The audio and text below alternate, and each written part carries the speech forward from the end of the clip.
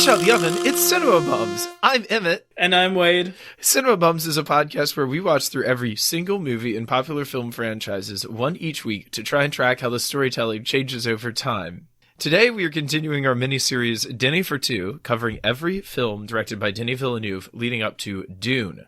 We will fully spoil today's film, but we will not spoil any future entries in the series. Wade, how are you doing this evening? I'm doing good, Emmett. How are you? I am doing well as well, even though we have... Look, I feel like our whole brand is that we're a breezy, funny, happy show that talked like kind of in an offhand way about movies. And this is a film that is fully we've like run up against in a way that I feel like we've never fully like run smack into a movie like this before. So I'm worried. I'm worried about how our energy and this movie's energy are going to vibe. But I am excited because today we're honored to have a special guest. He's an actor, a writer, a painter of small figurines. Please welcome Isaac Beckner. Woo! Hello. Oh, God. Isaac, me. How are you doing? I'm fantastic. So happy to be back. Oh, good Lord. Isaac is being smacked by a small animal. Yeah. At the moment. That's my dog. She's the best thing in the world. Thanks for being here, Isaac. Yeah, no, thanks for having me. Happy to be here. Happy to talk about this movie that's very, very fun. Isaac is one of the funniest people I know, which is why we've gotten him for the two funniest movies we've ever covered here on the podcast. Oh, no. Was I supposed to watch another one? You said two. I mean, this and... What did we watch before? The Wolverine? The Wolverine. Oh, yeah. Which was kind of funny. Yeah, the Wolverine is funny in that it's like, wow, this is all pretty bad. Let's go around the room. Which would you rather watch again right now? The Wolverine or Polytechnique? Probably the Wolverine. But wait, no, scratch that. Polytechnique just because it's significantly shorter. I will say that. If there's something I liked about this movie, it's that it is only an hour and 10 minutes. It's like an hour shorter, at least, than the Wolverine. Yeah. Wolverine's what, 2:45? I think it's like 2:20. It's pretty ridiculous. I would rather watch Wolverine. That movie is upsetting, but not as upsetting as this movie was. You do at least get to see Hugh Jackman's butt in that one, I think. Yeah, right. Which movie would you rather watch again right now, Wayne? Honestly, right now, I would rather watch Polytechnique just because it's an hour shorter. Damn, savage. I like the Wolverine more than I like this movie, to be clear. Isaac, had you ever seen this movie before? No. In fact, when Wade reached out to me about talking about this movie with you guys, that was the first I'd have actually ever heard of it. Have you seen other Denis Villeneuve films? The thing is, I don't know if I have. The most popular ones are Sicario, Arrival, and Blade Runner 2049. Oh, okay. Yeah, I did see Arrival. Well, cool. That Arrival was really, really good. I don't know how much hand he plays in like the camera work of some things, but what I do remember about Arrival, it had some really like interesting shots and stuff, and that's essentially the case with this movie as well. There's a lot of really cool camera work that's done in this movie that I definitely appreciated. Yeah, Jay was talking on the August 32nd episode that they thought Denny is like a very visual director, which I could definitely see. That maybe he's like coming at a lot of these movies from like the shots and the images first.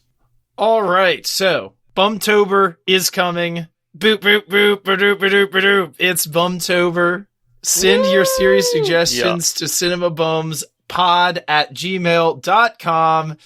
Ask guests if they have a suggestion. Oh, that was a suggestion for me to ask you, Isaac, if you have a suggestion. Monster House. No. Yes. It's not a series. I think we have holes on the list, so we can put Monster House on the list too. Oh my gosh. Okay, if we start opening this up to just doing popular movies, we'll never be done. If the people vote for us to just cover one movie, then we've lucked out. You know? You're not wrong. So yes, please send us any and all suggestions. Especially appreciated would be suggestions other than for the entire Barbie franchise, because let me just tell you, you don't want us to do it. I promise you don't. Please don't make There's us. 12 of them. No, there's way more than that. Oh, Isaac, wow. there's 36 of them. Whoa. Damn. That's more than the Land Before Time. Oh, now Land Before Time, we could get to that. We could do that. Land Before Time would be hot. Someone today requested Ghibli. Oh, ooh. Yeah, that would have my vote. I would be down for that. It's a long one, but I guess good. it's the people's vote, and that's the whole point of this thing, I suppose. Yes, Bumtober, email them in. Woo! We want your opinion. We want to be more engaged with you, the audience. You're the people we do this for, even though sometimes it seems like it might be otherwise. And truly, let me just take this moment to you, dear listener, to apologize if you watched the film this week with us. Yeah, that's all I've got to say. Wade, what are the very brief stats on this film? Yes. Today we are discussing the movie Polytechnique, which was directed by Denis Villeneuve, released February 6, 2009.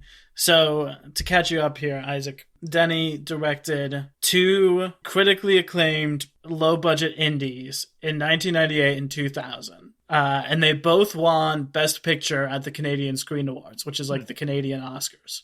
Yeah. So it was like a big deal in Canada, but he wasn't happy with them. And after the second one came out, he said that he was going to take a sabbatical, and he said, I'll come back when I can make a movie I'm proud of. And he took the next 9 years off and was a stay-at-home dad, raising his 3 kids, and came back with this movie. We'll talk a little bit more about what got him out of retirement in the behind-the-scenes drama. But this is his return to cinemas after 9 years. And he wrote this along with Jacques Davids, who was a Canadian TV writer. And the score is by Benoit Charret, who did the music for The Triplets of Belleville, which traumatized me as a child. What's The Triplets of Belleville? It's just sort of like... I don't think it's supposed to be creepy, but it has a very creepy animation style. It's a hand-animated movie, but it's not for kids. But it was nominated for Best Animated Picture Oscar when I was a kid, and so I ended up seeing it, and it truly haunted me for years and years and years. Damn. It's a French movie. I'm looking at the images of it now. Yeah, it's pretty freaky looking. It is disturbing. It's got 94% on Rotten Tomatoes. People liked it. I feel like maybe as an adult I would like it, but I honestly am not sure if I could confront it. Emmett, so for the people who have not seen the movie, Polytechnique, which I forgot to mention, runs an hour and 17 minutes. So 5-star masterpiece. How would you explain to them what happens in the movie? So this is a movie that predominantly just depicts a school shooting, a specific school shooting, the 1989 École Polytechnique one. But then I would say at least 70% of the film is in the school while that's happening, basically in real time. Mm-hmm. Although with some classic Denis Villeneuve time disorientation, so that you follow one character and then go back in time and follow another character through the same amount of time. Then also deals a little bit with 2 of the survivors dealing with it in their life afterward. Yes. But I can't stress how much the predominant part of the movie is just the 15 minutes right before the shooting, and most of the shooting is the movie. Mm-hmm. Yeah. There are really only 3 characters. There's the killer, who's not named, which is interesting, and there's Jean-Francois, who is a male student, and there is Valerie, who is a female student. And those are sort of the 3 who we keep switching between their perspectives and see them through their movie. And Valerie has a friend who is kind of a character, but that's really it. It's very slight. And it's not dialogue heavy there's not very much character development or talk between the characters. It seems very much like day in the life. Yeah, no, this script was all of 5 pages. Yeah, exactly. I mean, and you really got to praise the Lord for that, because when those dialogue scenes come in, those things are nothing but cliches. Yeah. there are like 2 or 3 real scenes in this movie, and they all are like a scene written by a computer. Yeah. I don't know. It was deeply unpleasant to watch, but also like strangely predictable. I don't know. Maybe that's a result of living in a world where, like, this was 2009 when he made this. The exponential rise in school shootings since then, I don't know. You know what I mean? Is it more of a cliche now than it was then? I'm not sure. Yeah, I was definitely wondering while watching it if it would have felt fresher in 2009.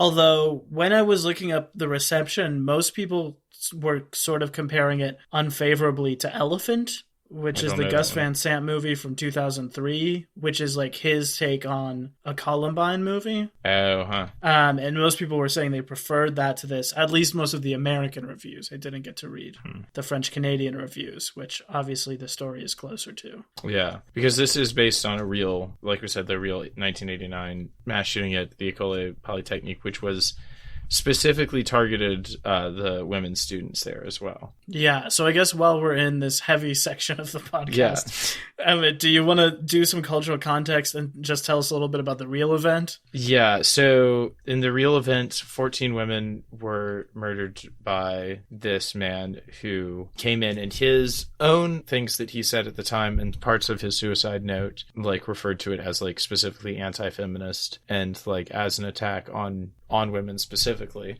And so I think people in Canada very rightly were like, took it as a sign of like a feeling of like of violence towards women, like a societal feeling of that, and like scary undertones, and were like, this is an example of like targeted misogynist violence.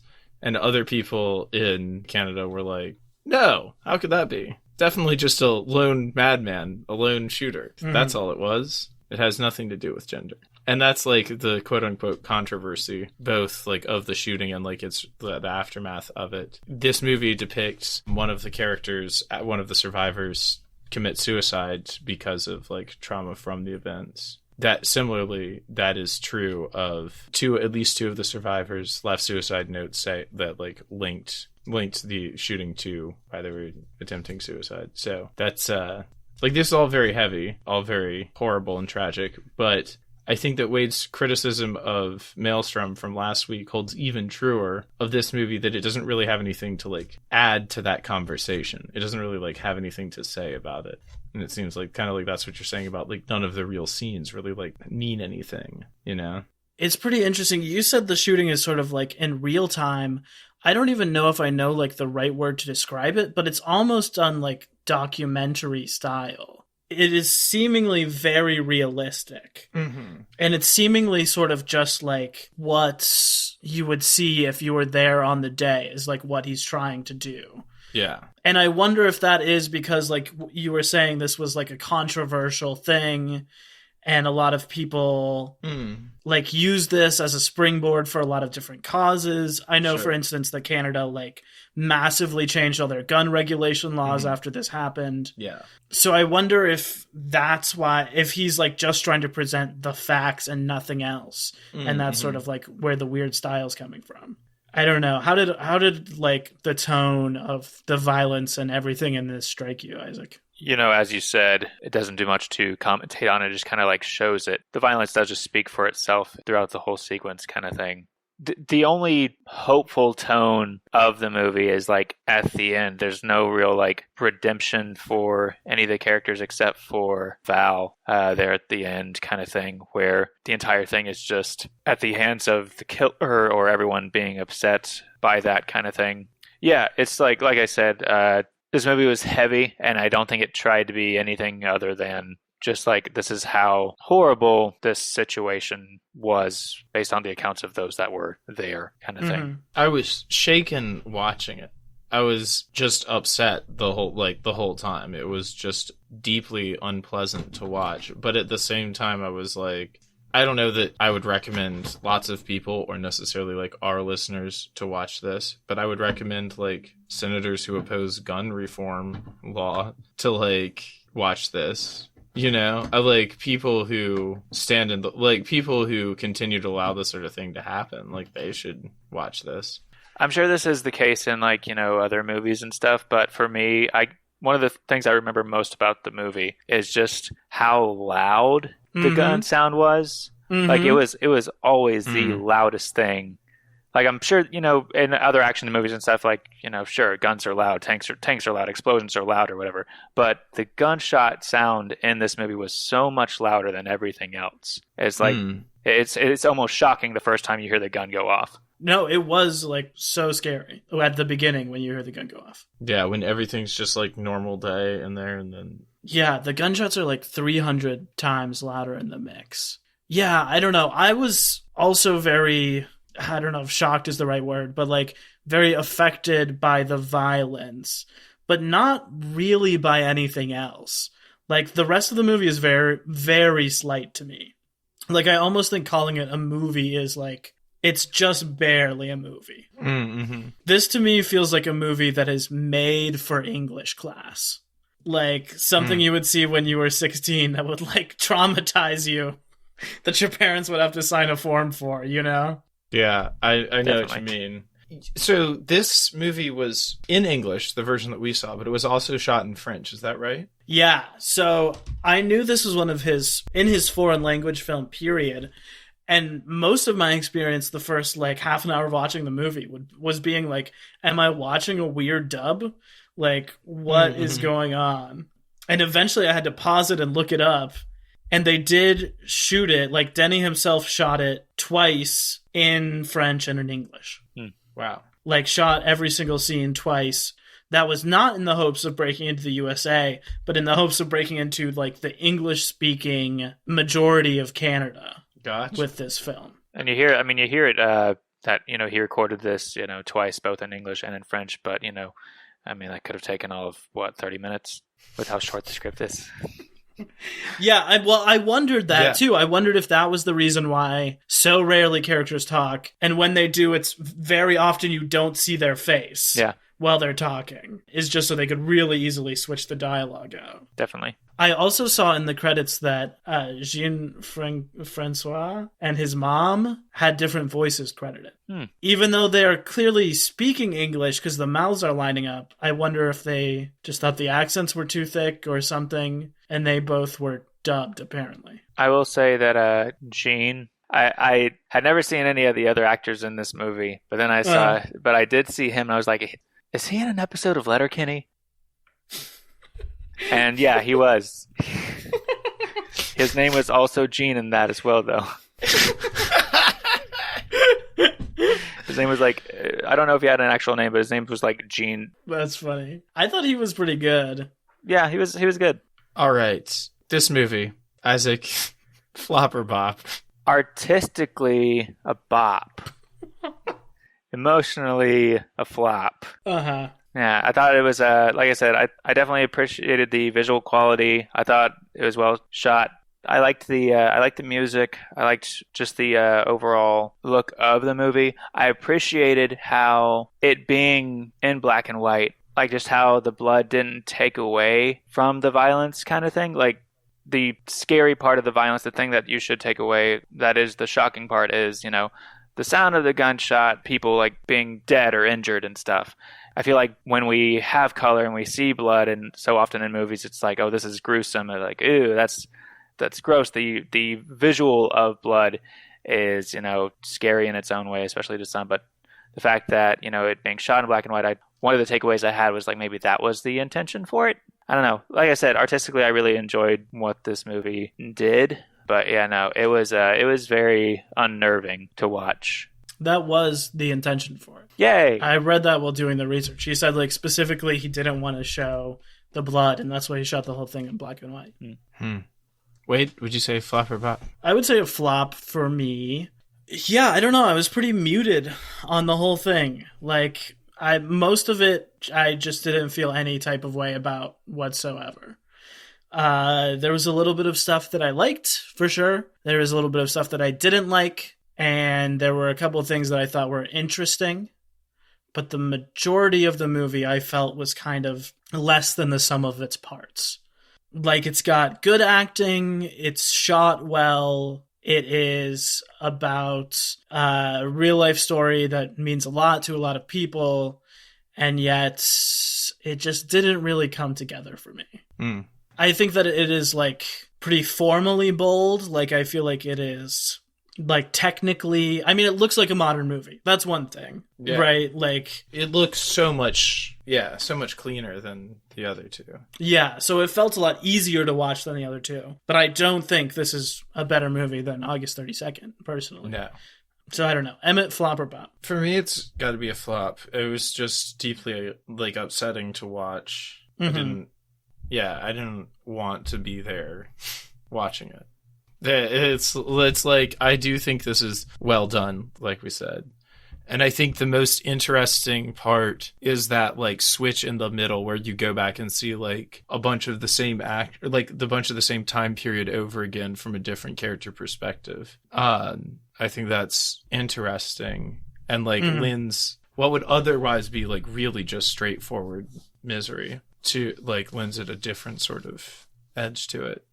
But the inspection of it isn't deep enough, I feel like, or like, if it's about like how those people react afterwards, then I don't feel like we delved enough into who they were before or even really during or afterwards to like get into, you know what I mean? Like they are barely characters. Mm-hmm. I don't know. It's like if you're going to show something that upsetting, I feel like you've got to back it up with more. Yeah, I don't know. I feel like his thing in this is like just showing it how it was. Yeah. And I'm not sure what the value in that is. Like, I am not saying there's no value in it. I'm legitimately not sure, like, what the good point of that is. Yeah. I think, Emmett, you said it. It's trying to be as factual as possible. Like, there's no, like, real resolution because, you know, since that time, there really hasn't been. There's still been debate over, like, you know, motives and stuff from the actual killer. And so I feel like Denny's intention was, you know, his personal stance on it, whereas it was completely hate driven. And that's I'm going to have the killer say it once or like a couple times in the movie where he's like, I hate women, this is my motive, trying to make it as concrete as possible. So there is no debate. This dude just hates women and he's carrying this act of violence out because of this. There's really no other debate about this kind of thing. At least for me, that's how I felt towards it. And like that's makes its brevity all the easier to stomach, I guess.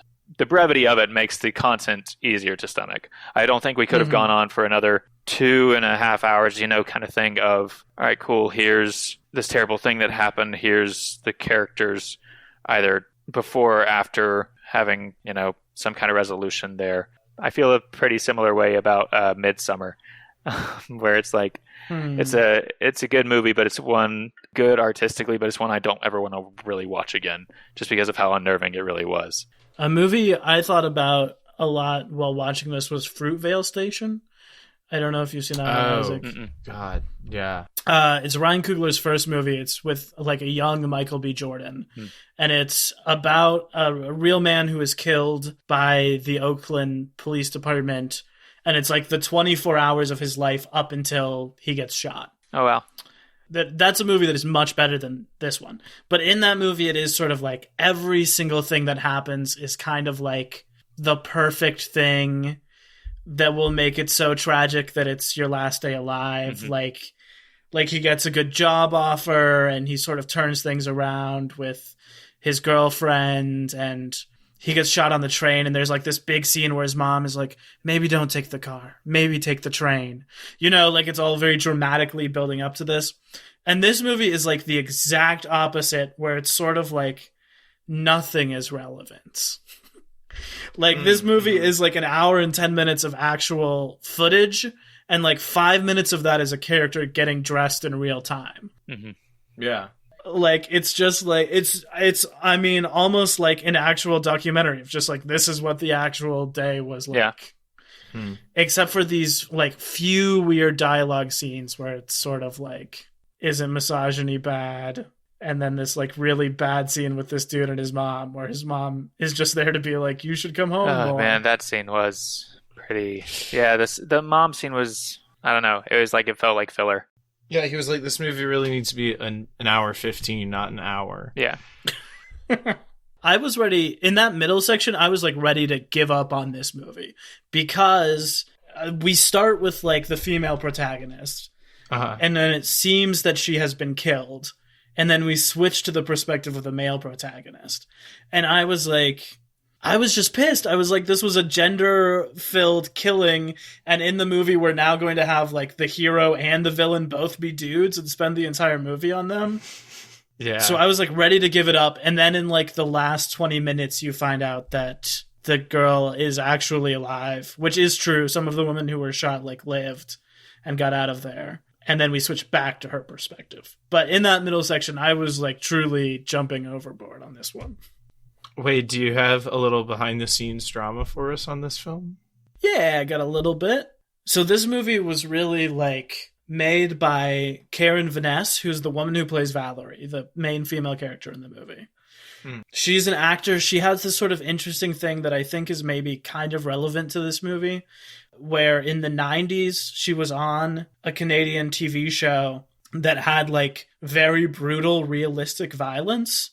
And it was very controversial because of that. Okay. For being on TV. And as a result of that happening, she then became a spokesperson for the Canadian government in like after school specials about like as a result of like all the controversy, she like started working with the government to do like these specials for under-resourced children to be like, hey, violence is bad, like here's what you can do to make your life better. Wow. So that's where she was coming from. She had wanted to make a movie about this historical event forever, and she had spoken to the families of all the women who are killed, which is where the vast amount of research for this comes from. And she was like, she remembered Denny from back in the day, from his two early films, because you've kind of got to think that, like, I don't even know if there is, like, a good touch point for this, but it's like someone wins Best Picture at the Oscars twice for both of their films, and then they never make a movie again. Right? And you're always sort of in the back of your head, like, what are they up to? So she approached him and said, would you come out of retirement? I think you are the right person to handle this specific movie that I've been wanting to make forever.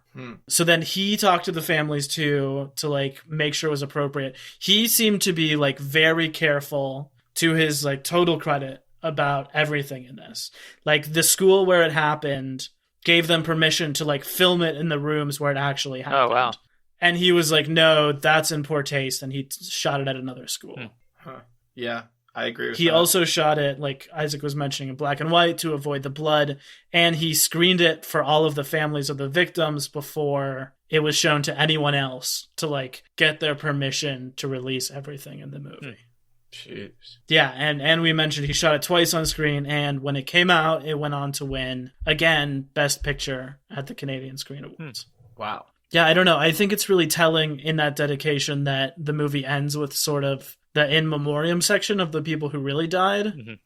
Doesn't end with sort of like title cards. Yeah. And I can tell you that this man loves his title cards from the last movies we've watched. Oh, yeah. But it doesn't end with like the massacre was read all across the country and led to gun reform, and the victims went on to do this. You know, like it very easily could end with that, but it just ends with the in memoriam section. Yeah. And I wrote in my notes the in memoriam segment is much more effective than the movie.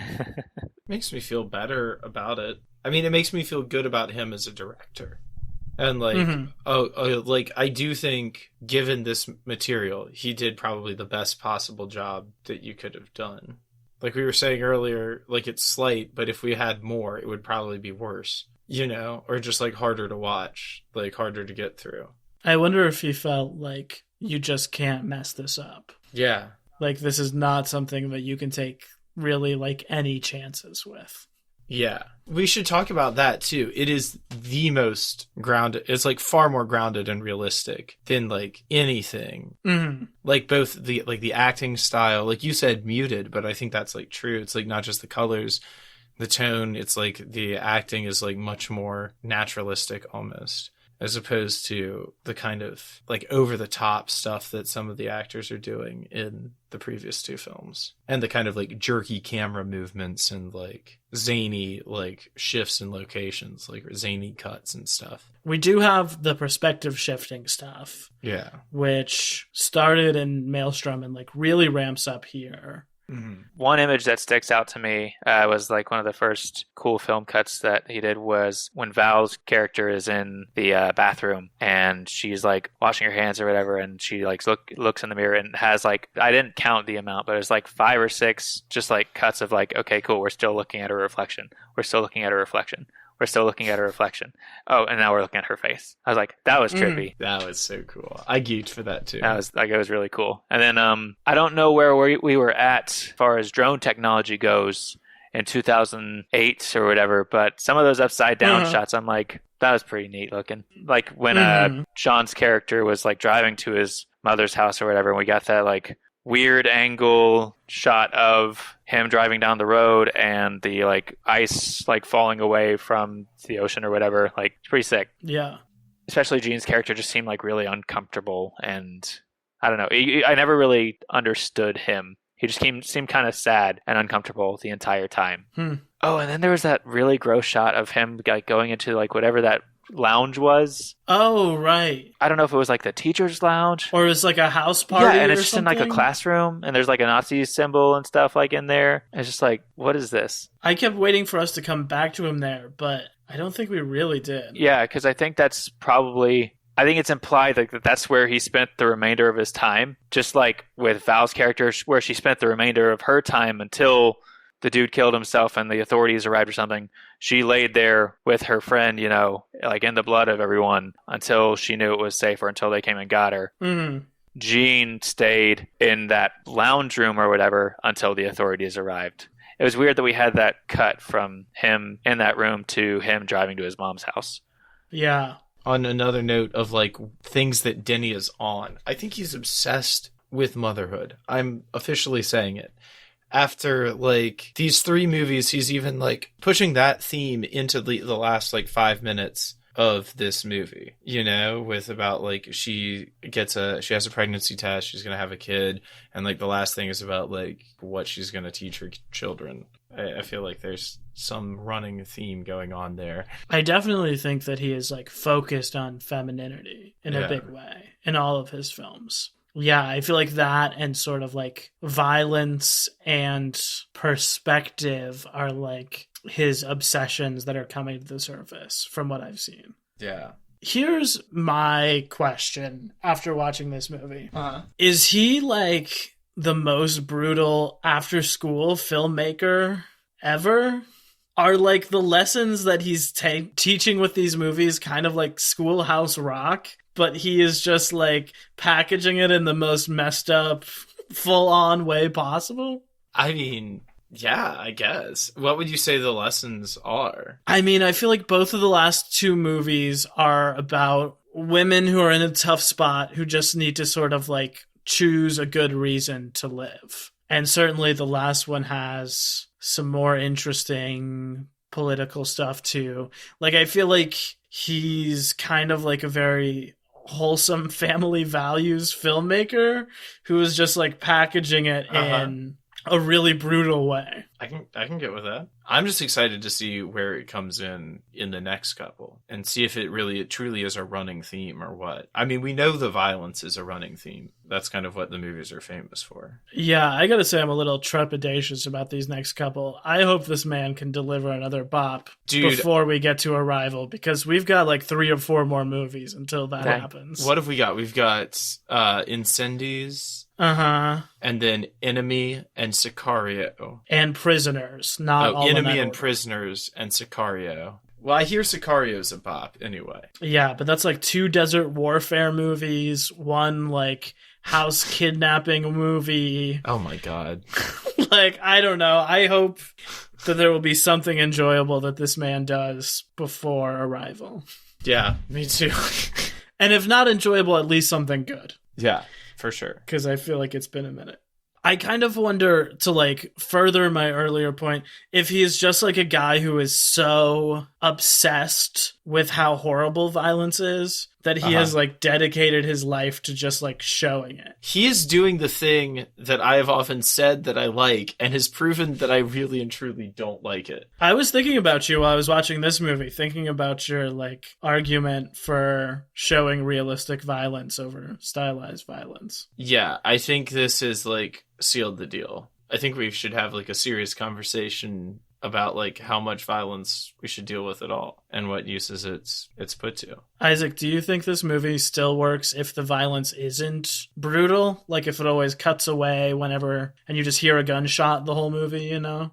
The first shot of the movie, like the first gunshot, it is shown off screen. We just see the girls like falling over, kind of thing. We don't actually see the gunman shooting the gun. We just hear the sound and people like booking it. Despite the fact that we do see the gunman shoot so many people, that it's never like gory. It's always like cool. Bullet hits character. There's blood where they like lay down and stuff. It's never like It's gruesome, but it's not gory. That's something that I did appreciate about it. To answer your question, though, do I think it would have the same effect if the violence was shown off screen? Probably not, but I think that's just because a lot of us are visual people, I guess. Isaac, who would you say is your MVP other than, I would guess, like we'll count out both those two main protagonists? I can tell you who isn't. Mr. Teacher Man, who is just like, all right, everybody listen to him. Oh my God. Come on, dog. And it keeps it realistic because the story is like literally any male like teacher just did not help. In the story of it, I don't think any of the teachers actually even got injured.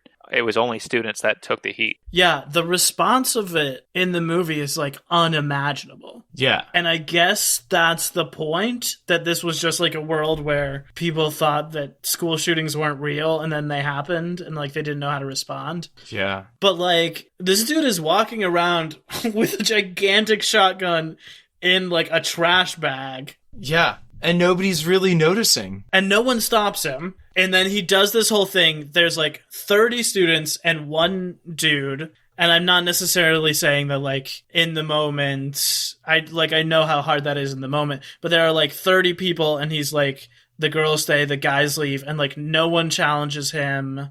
Nothing. The guys just all leave, and then they don't even like scream or pull the fire alarm or run and tell anyone. Like, just school is continuing to go on for like 30 minutes after that happens. That is one of the critiques I saw when I was like reading about this movie is like, why didn't anyone pull a fire alarm? For real. Like literally, dude could have walked out like the second. Oh, but MVP. I don't know if there is one for me. Okay. Yeah. That's fair. Wade? Yeah, mine is Valerie's friend. Mm-hmm. Valerie's Pallery, who I believe is named Stephanie. She's like kind of cool. Yeah. That's all I got. Anyone else even in this movie? There's the girl who's gets shot at the printers and who Jean helps, and she has a line in this movie, so she's gonna get there we go. MVP. Oh, she's kind of She like forgives him. She's like, it's not your fault, like, and tries to like forgive him. Okay. All right. Yeah, let's drop our last thoughts on this movie here, and then we'll try and have some fun in the last 15 minutes here. Isaac, any last thoughts? I will say, for like the first, admittedly, half an hour of this movie, I thought this was at a high school. And I was like, these are some of the most 30-year-old looking 17-year-olds I've ever seen. even for a film. Straight up. To where when before the shooter came in and that one dude was giving a presentation, I'm like, all right, cool. Is he the teacher or is he the student? Because he could be either in this movie. And I'm like, oh wait, this is at a university. So all right. Now to lighten the mood, I have no final thoughts about this movie. I don't want to continue talking about it. I'm sorry that I'm such a downer on this one, but it's rough. I didn't like it. It's tough. Rough. So now I want to put Wade in the hot seat and ask him for the weekly Dune book report. Emmett. Uh-huh. Last night I read the first 2 chapters. Hell yes! I've done it. Hell yes! All right. I'm like 30 pages in. Nice. Cool. Anything to add to that? Yeah, well, first of all, the book is like 700 pages, but I found out that the actual text is only the first 600. And the rest is like appendices and glossaries and afterwords and stuff like that. Damn. I wasn't expecting it to jump around like between everyone's thoughts in every scene. Uh-huh. Like, I was not expecting that writing style, but it's kind of interesting. I am definitely like majorly helped by knowing the actors and what character they're playing and what they look like.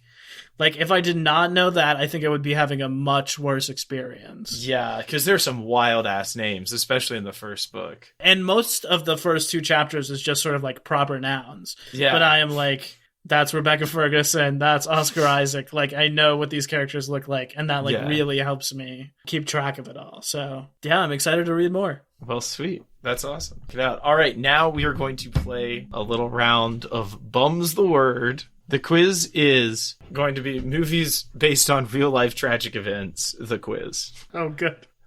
Number 1. It's a 1993 classic. It is an extremely popular black and white film. Oh. It has an action star in it. Okay. 1993, black and white, real life with an action star. 93. Is this an 80s action star? No, it's actually a guy who's had his action star career since. Is it Liam Neeson? It is Liam Neeson. Les Mis? What? No, 1993? Okay, I don't know when Liam Neeson's Les Mis was. Oh, was Liam Neeson in Les Mis in the 90s? He's in a movie adaptation of it that's not the musical. It's like an adaptation of the book. I feel like I'm handing it to you to say Liam Neeson, 1993, black and white, classic about real-life tragedy. I don't know. What am I missing here? What do you got, Isaac? I was gonna make some kind of Taken joke, but it doesn't make any sense. The Phantom Menace? Okay. So it has the guy who played Voldemort in it. Ralph Fiennes? Yes. What sort of event is it about? Like one of the worst events in modern history. Is it a World War II movie? Kind of. The English Patient? I might just not know the title of this movie. Okay, so this is a movie about a guy who decides to save a bunch of people by employing them in his factories and save as many people as he can from a really terrible thing that's happening. Well, we're never going to be able to guess it. Are you kidding me? Schindler's List, dude? I mean, this is on me, but I didn't even know Liam Neeson was in Schindler's List. I don't know much about it other than, like, it's a movie everyone should watch and is hard to watch. Well, here we are. Up next, 2004 classic about another genocide, honestly, but a more recent one. Okay. Is it a Vietnam War movie? It is not. It stars an actor who will later also star in the MCU franchise. Okay. Black Hawk Down? No. Is it a war movie? Essentially. I mean, it's a genocide movie taking place in Africa. Hotel Rwanda? It is, in fact, Hotel Rwanda. Okay. Wow. Hey. What a great game we're playing. The next movie on this list is 2007. It's based on a famous book. Also true story. The book is Twilight? a true story. The book is a true story, and the movie is like an adaptation of that book about a young man who like wanted to get out of society. The boy in the striped pajamas. And then he dies. Then he dies at the end because he got too far outside of society. There's a long graphic interaction with a moose. There was a graphic interaction with a moose. He lives in a van. The moose lives in a van? Okay, Into the Wild? Into the Wild. It is Into the Wild. I was going to say Open The Season. next movie is a 1997 classic starring one of the best and also Leonardo DiCaprio. It is about a real-life tragedy at sea. Okay, 97 Titanic? Yes. Okay, now we're moving through it. There we go. 1967. It's not a tragedy in the traditional sense, but the story contains many tragic elements. It's about a couple that robbed many local businesses and banks, and their total death count is unknown, but it's estimated that they killed 9 police officers. Bonnie and Clyde. Bonnie and Clyde. Nice. All right. This movie is a 2012 film. Concerns the devastating 2004 Indian Ocean earthquake and resulting tsunami, also known as the Boxing Day tsunami, that killed nearly 228,000 people. The earthquake was the third largest ever recorded, and it remains one of the deadliest natural disasters in human history. Wow. The movie follows one story in particular of a Spanish physician who nearly died in the tsunami. This lady is portrayed by Naomi Watts, and she survives. So it's like a survivor movie. The Impossible?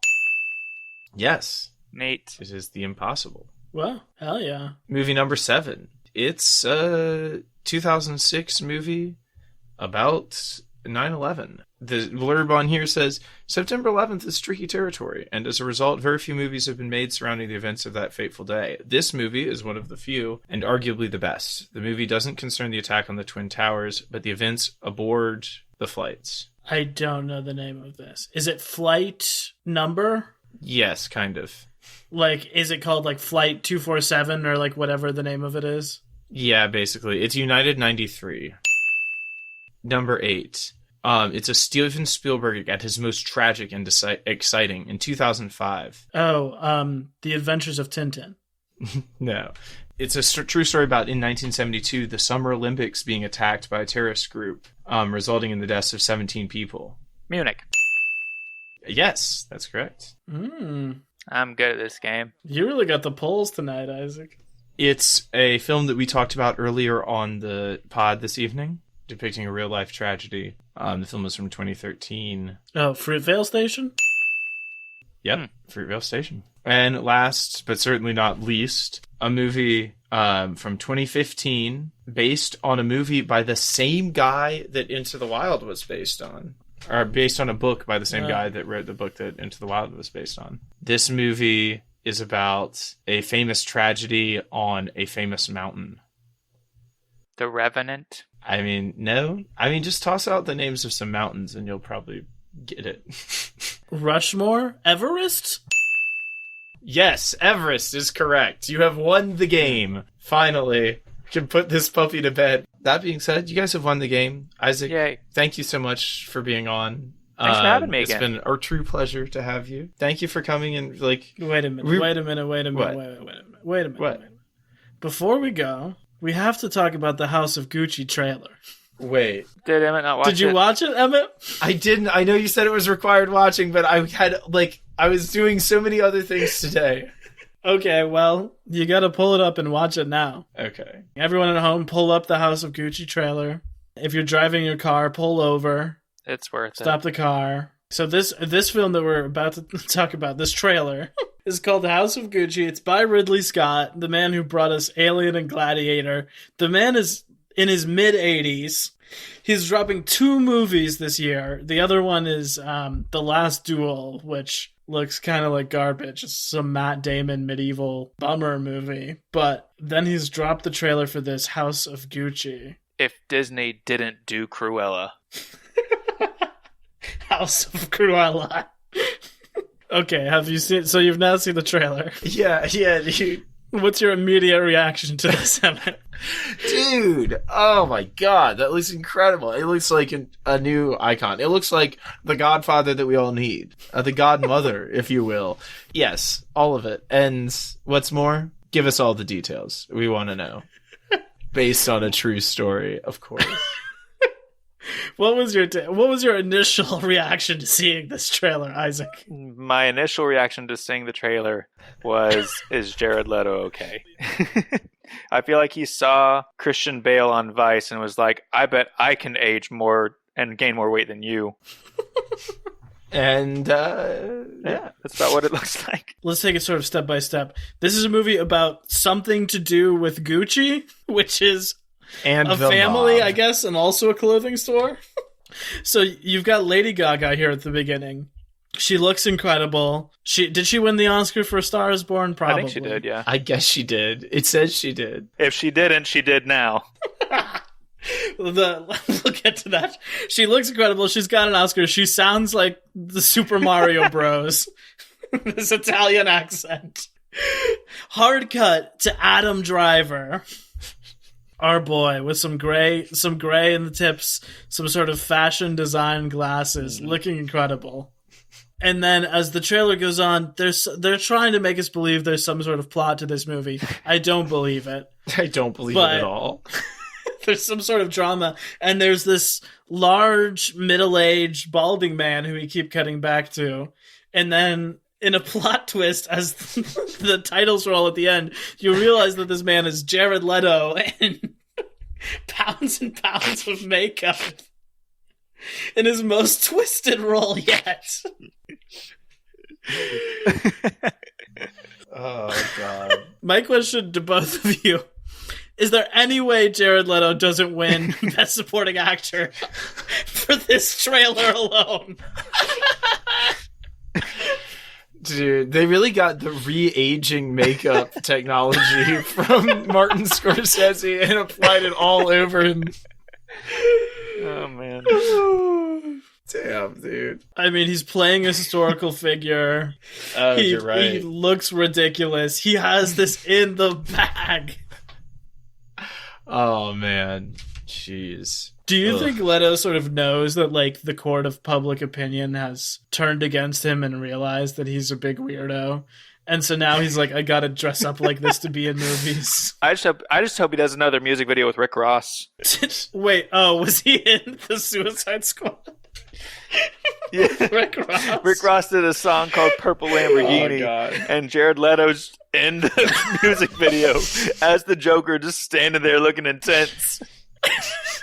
I'm like, you're in a band. Like, you could have done your own song called Purple Lamborghini, and it would have been better than your last album. And it's just like, oh my god, I don't know. Very excited for this. Very excited for this. I just see in the credits that this movie is being produced by Kurt Ascar in a big Oscar play, so maybe we'll hear more about it in the future. We might hear more about this film later on. Wade just wanted me to let you know that there were 49 more weeks left until Nope comes out, until we get to watch Jordan Peele's Nope. But I'm not sure if that means from when we're recording it. That is 49 weeks from the episode where we will talk about Jordan Peele's Nope. Oh, okay, cool. Very excited for that. Very lovely to have you both here. You know, continue to stick with us through thick and thin. I think there's better things to come on this old Denny trip, I hope. Much love, y'all. We will talk to you next week when we discuss Denny's film Incendies. Stay frosted. Cinema Bums is a production of DKG Podcast. It is created and produced by Wade Lawrence Holloman and me, Emmett Temple. Wade also edits and mixes this podcast. Our theme music is by Zane Holloman, who you can find on Bandcamp, and our show art is by Autumn Beckner. Our social media is managed by Laura Bennett. If you like what you hear, please tell all your friends and leave us a 5-star review on Apple Podcasts, the 2 best ways to spread the word about our work. You can also follow us on Instagram at CinemaBums or email us at cinemabumspod@gmail.com. Don't flake on us. We'll be back next week.